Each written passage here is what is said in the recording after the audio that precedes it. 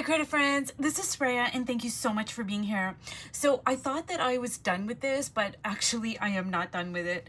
So that's why it's really important to leave your work alone, whether it's overnight or a few days, because when you come back to it and look at it with fresh eyes, you're gonna get a different perspective. So what I realized is that I want to build upon the apple a little bit more, and I was not happy with the shape of the bowl. Like, there's nothing wrong with it, it's just a bowl, but I just didn't like the way it was too straight and kind of I wanted more of a curve to it. And I have a couple of bowls here that I was just using just for the curve, but I just want to show you what I mean when I tell you that, you know, when you're doing still lifes, you have so much leeway because, like, look at this bowl. It is a handmade bowl. It's absolutely gorgeous, but it is not perfect. Like, the opening of it is all like, it's a bit wonky, and it's meant to be wonky because it's handmade. So if you were going to be painting that bowl, or say a bowl like this, where I'll show you again, it's made out of wood, and do you see how the curve is so pronounced and it's got all these jagged edges? And I mean, I really love the curve of it, and that's what I was looking at, and I was kind of trying to replicate that curve on the sides. But this is what I mean about, you know, when you're painting a bowl or an apple or whatever it might be, the eye, whether it's your eye or if somebody was going to look at it, nobody's really going to pick up on the fact that it's a little bit wonky, because these are organic things for the most part. And, you know, like, there are a gazillion different shapes of bowls and the materials that are used to make them and the colors and what have you. Whereas, you know, when you're painting a face, for instance, yeah, that is very easily recognizable if you put the eyes too close together or too far up or not far up enough or whatever it might be. So you've got so much leeway when it comes to doing still lifes that you don't have when you are painting like portraits, faces, figures, etc. So I'm actually kind of glad that I'm still working on this, because there are a few other kind of you know, techniques that I would like to point out. So one of the things is when I talked about doing the shadow, and whenever we do the shadow, we do it like, the motion you're making is like just like this. It's a very flat. There's no movement to it. There's no rhythm to it. It's just a flat motion like so. And you're going to put the darkest part right underneath the object. And then as the shadow gets more and more away from the object, you can add all sorts of different colors. You can add violets and greens, and I've even seen like yellows that are really kind of muted. So another thing is, when you're doing the edges of an object, the lines that you want to be making are very diagonal. So, like, instead of making a flat line like you do for the shadows, you're going to be kind of going at a diagonal like so. So that's true whether you're using your pencil or whether you're using a paintbrush. So I'm just going to show you the lines on a white piece of paper here. So when you're making shadows, the motion you're using on your hand are like so. It's very, very flat. So that would be a shadow motion. When you're doing the curves of an object, like the end parts here that are going to curve around, the lines you're going to be making, whether it's with a pencil or a paintbrush, are very much at a diagonal. So they're going to be like so. And this is the motion that you want to make. And what that suggests is it's curving. So this is just hatching, and I'm just doing it at a diagonal like so. So I don't want to like talk about too many things at once, because that might be a bit confusing. So I try not to, like, you know, introduce too many different concepts all at once. But I am, while I'm working on this, I am going to talk about the things that I did talk about. And I've mentioned this when I was doing my 100-day portraits, is I'm not simply talking about them just to be talking about them. Like, I am repeating them, because a lot of us, that's how we learn, is by repetition. And I'm one of those people. Like, I absolutely learn from just the repetition, because I can, you know, I can hear something 10 times, and then the 11th time I'll be like, oh, I get it now. That's just me. So I think there were just 2 points that I made a few videos back, and the thing that I was talking about is that when you have something that is closer to you, you're going to put more details on it. And when it's further away, you're going to have less details. And that is a great tool that we have to suggest depth. So this jar over here, I hardly did anything to it. But this apple, I put a lot of details. Besides the color, it's got like an overwhelming color. It's got a lot of texture, a lot of variation. It's got the bold reds. So besides the color, I also put a lot of details on it. So let me see here. Let me see. So I want to kind of, so I'm making my diagonals here. And I'm using the blue just because I'm sticking with the blue that I originally put down on the paper.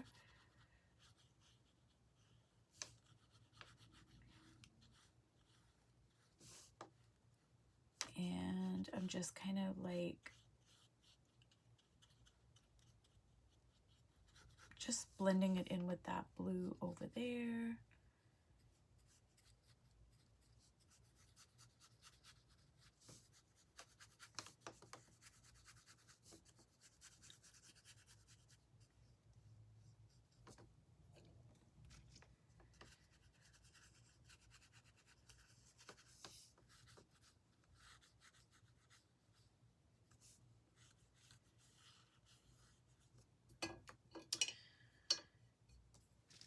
And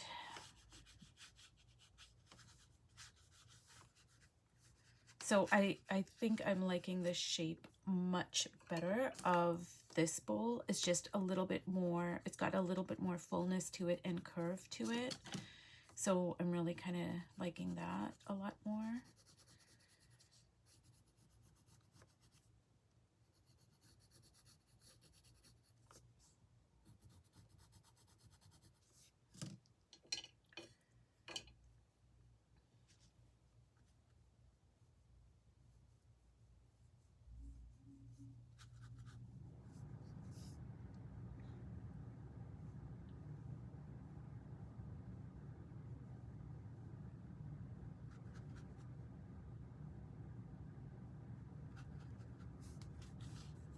So I don't want to put too much detail on the bowl because I do want the apple to be the star of the show.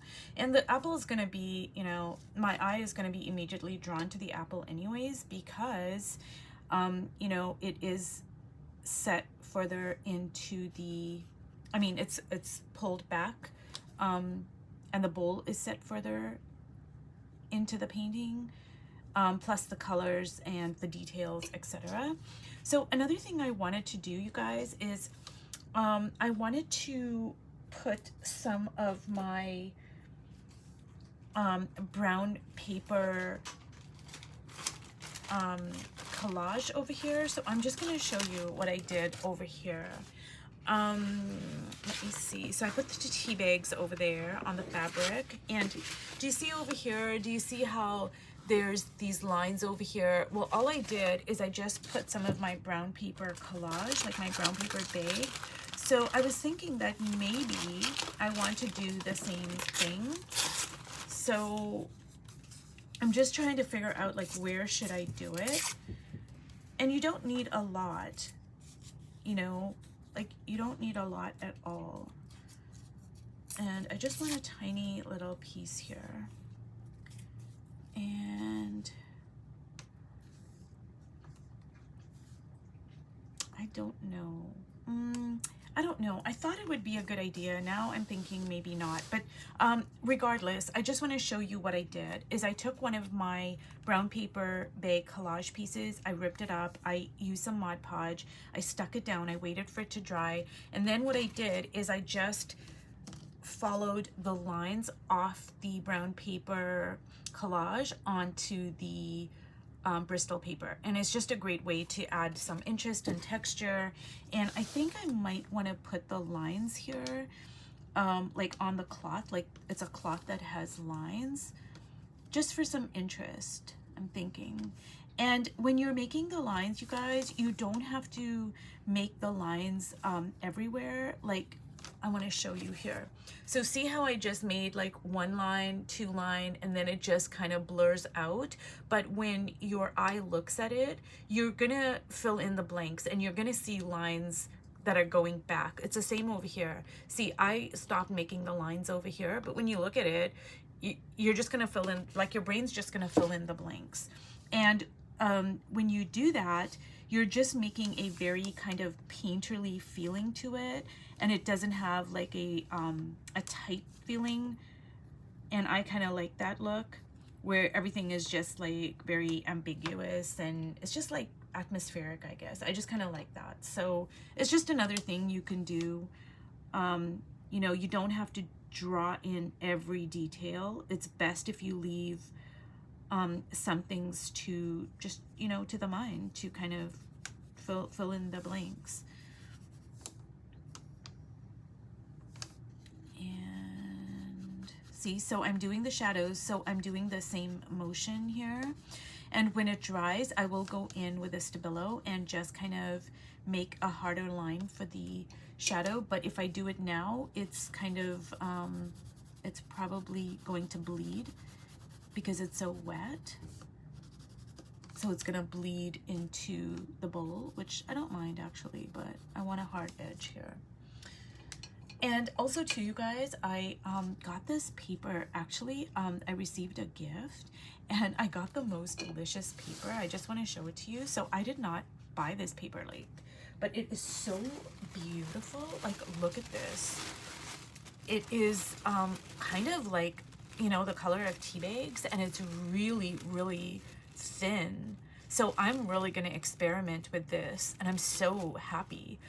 See, and I cut a little piece out, but I'm going to start using it because it's just a really delicious paper. I don't even know what it's made out of. It feels like it's kind of like a really, really thin cottony kind of paper. And I'm just going to work on the apple. So you guys, the 3 points that I brought up when I was doing the 100-day portrait or the 100-day project with my mixed media portraits is the first thing I talked about is a color field. You know, the color field is not like one color. So red isn't red. You know, there's so many different colors and textures and values that go into it. The second thing I talked about is the push-pull. So when you want to push something into the background, you generally are going to use a cooler color and a cooler or a neutral color, and then you're going to use a darker value. And when you want to pull something forward in the painting, you're generally going to use a lighter value or a warmer color. And the last thing I talked about is how everything on your page works in tandem with everything else. Like, nothing exists in isolation. So all of those things hold true, like no matter what you are painting, you know, it doesn't matter. And I'm just gonna put a really light wash over this yellow over here, just to kind of like give it like a bit of a, just a little bit of a kind of a atmosphere, I guess.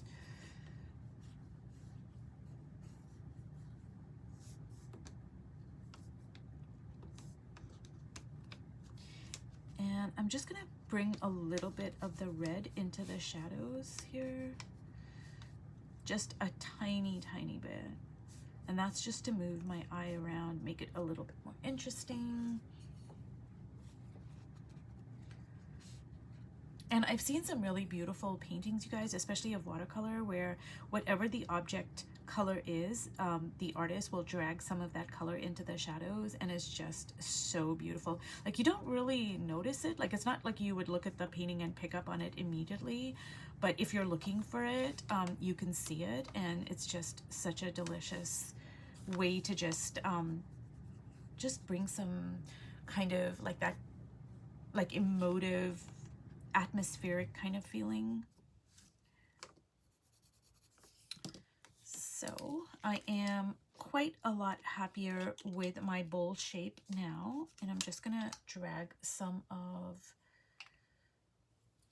this burnt sienna into the cloth over here, the fabric.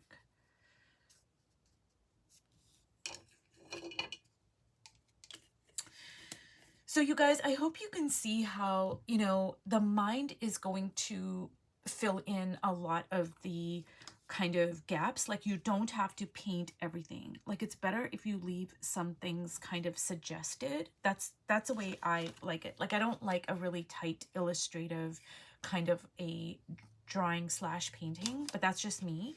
And so, you know, you can just suggest certain things. You don't have to like fill in all of the bits and pieces, I guess. And so once this dries, I am going to put in a hard shadow line underneath the bowl. But yeah, you guys, I think this is done now. I mean, I don't know. I thought it was done before, but I think for now, for sure, it's done. I'm just going to... I say, oh yeah, it's done, and I just keep on working on it. Okay, you guys, well, if you've watched my series on still lifes, I really appreciate it. And if you guys have any questions at all, just leave them in the comments. Oh, you know what, you guys? I did have a book that I wanted to show you. Now I don't have no idea where it is right now. But it's about collage, and oh, you know what? Here it is. So this is a great opportunity for me to just show you this book, because I was making a video and trying to show this book with my still life series, and then the video cut off. I'm really sorry about that. But this is called Watercolor and Collage Workshop by Gerald Brommer, and he has quite a few books on collage especially. And even though it says watercolor, I think it applies to anything. But he really like makes the most atmospheric paintings. Like, these are landscapes. I don't know if the camera can pick up on that, but he like layers collage. Like, so he is painting rocks over here, but he's using collage. So he puts the collage down first, and then he puts his paints down, and he really builds up some beautiful textured paintings that have so much depth. So see over here, he is laying down different types of collage. I think these are handmade papers, and he's just like building up his surface, and he really kind of, you know, builds up the substrate quite a bit. I don't use as much collage as he does, but this is a great book, and I will leave the name of this book in the description below if you're interested in working with a lot of layers. So what he's doing over here is he's drawing out his composition first, and then he's putting his collage elements down. And he actually even does it not just for, like, say, landscapes, but he actually even does it for still lifes as well. And see how beautiful that is, because that's like suggesting, like, you know, the land and the depth of the land, and collage just adds so much to your work.